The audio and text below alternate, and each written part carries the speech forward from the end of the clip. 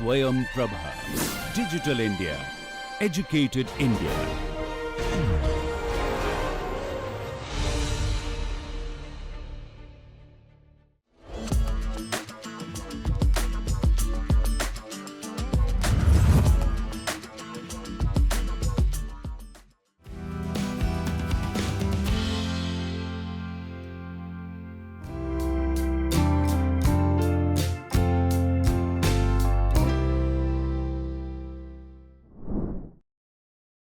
From a food deficit country in the 1950s to the world's second largest producer of wheat, rice, fruits, and vegetable, India's march towards national food security has been remarkable.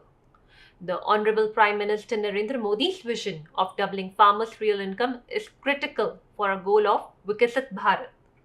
Increased agricultural production doesn't always translate into higher farmer incomes and balanced nutrition.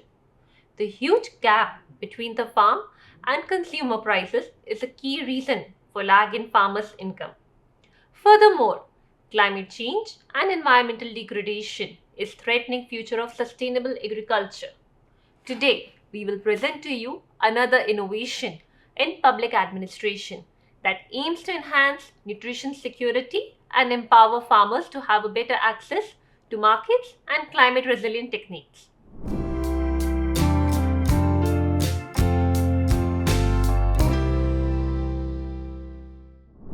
Climate change and resulting land degradation and depletion of groundwater is a growing challenge to India's food security and future incomes of farmers. The paucity of site-specific information on land parcels and water levels has led to improper water management and depletion of groundwater in Karnataka. The overall depletion of groundwater has also increased the input cost for farmers, leading to greater financial burden.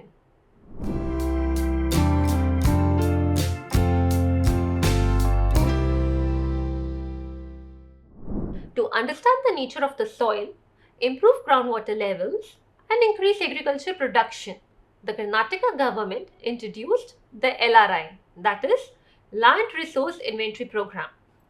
This program seeks to provide farmers with complete information about the soil and groundwater in their land holdings, recommend scientific remedies for their conservation, and suggest best practices for land use.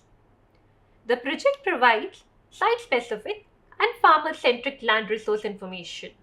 The LRI builds a database of land holding using remote sensing, geospatial information system, and mapping techniques and integrates them into the state-wide data set that can be accessed by all the stakeholders.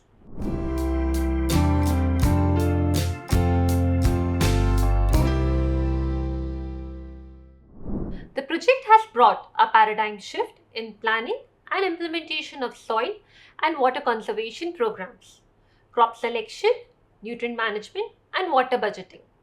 The watershed cycle has reduced from 8 years to 4 years, while the use of chemical fertilizers and pesticides has decreased as well.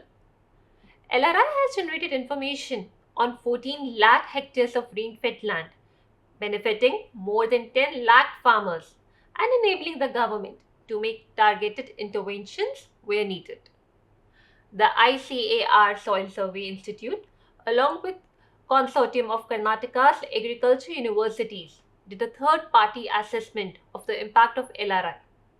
In the 50,000 hectares of land sampled, the assessment found that agriculture productivity increased by 20% to 25% and input cost reduced by 30% for crops like tomatoes and bananas in southern Karnataka.